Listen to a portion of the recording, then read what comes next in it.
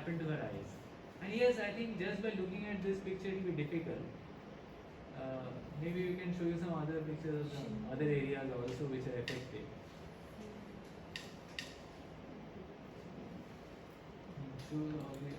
Yeah, look at this.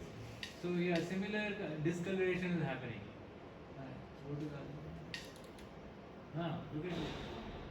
Difficult to see actually. See this discoloration. She has come with a drug-induced complication.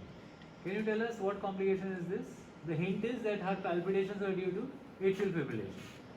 So what is this drug-induced complication?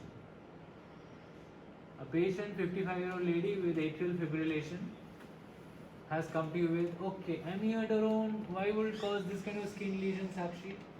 And what are these skin lesions? Can you tell us the diagnosis of the skin lesion? Photodermatitis. Yes, Simran, purpura. So yes, how did you make it purpura and not photodermatitis? It does look like bruising, isn't it? Well, I don't know, in this projector which I am seeing, the color is a bit off. I'm not sure what you all are seeing. Definitely the color matters, and it's possible that it may not be visible clearly. So that's fine. But yes, ultimately it is purpura. So what is purpura? So what is happening to her, and how is it related to her cardiac problem with which she had come earlier and we had presented it to you? And we also had a debate on what kind of a treatment strategy we should adopt. And this is the result of that treatment strategy. The result of that debate, where we did something positive, but it ended up in a problem like this. So what was it? So what do you think? I mean the student. What could it be? So what treatment is given for atrial fibrillation which can cause this? Simple.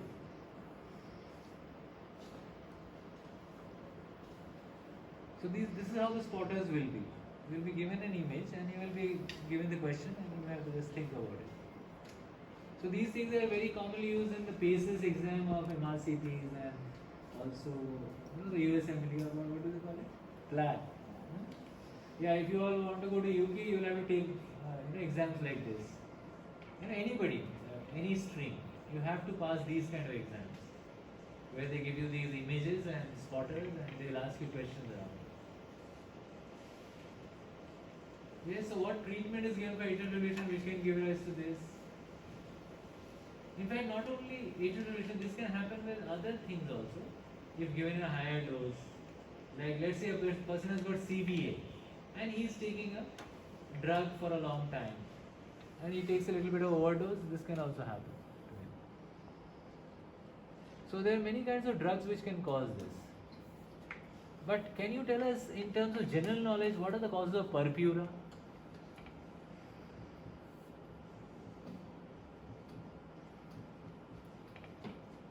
So it can be divided into either a vascular problem or a problem related to the blood products, which is basically the platelets.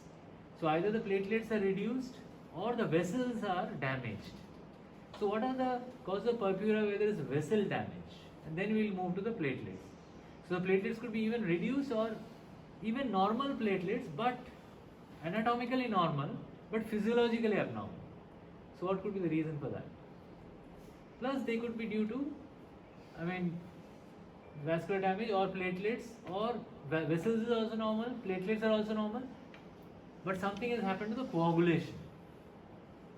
So because of coagulatory problems also you can have this. So essentially purpura is nothing but skin bleed. Yes, so Simran is saying ITP. So ITP is a diagnosis for reduced platelets which is made when we have ruled out all other causes of thrombocytopenia.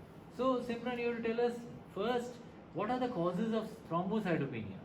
Only once you rule out all other causes, then you say it is ITP, which means it is immune mediated thrombocytopenia. In fact, in medicine, whenever we can't find a cause, we say it's because of your immune system.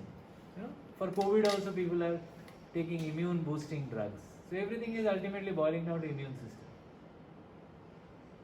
So what are the causes of thrombocytopenia? ITP is the last cause. So again, in medicine, any cause is easily thought to be same. You know, inflammation. Inflammation can be due to infection.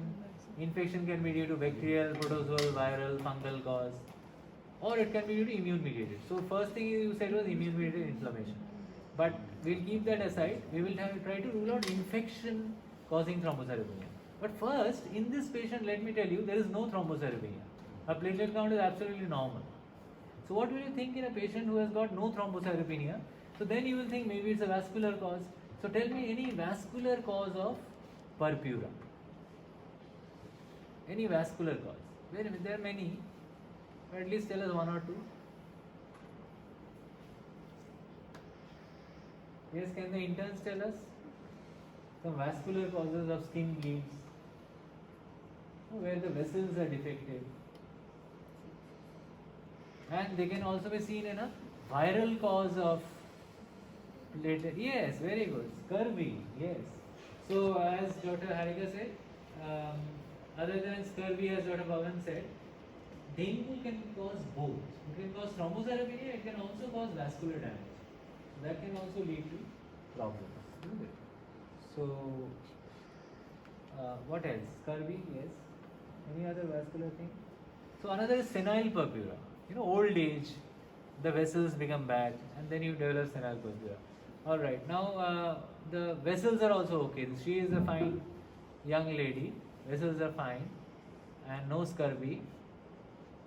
She is not on any. Her platelets are normal, and she is not taking any antiplatelet drugs. That's the most important thing. Is she? She was Earlier taking, but then we stopped the antiplatelet drugs and we started on another new drug. Can you guess what it was? In a patient of atrial fibrillation, what drug do we give to prevent cerebral thromboembolism? Yes, very good, Srivalli. So, warfarin. Yes, she was on warfarin. She was put on warfarin. Could you see her log? Maybe it's written there. She was put on warfarin.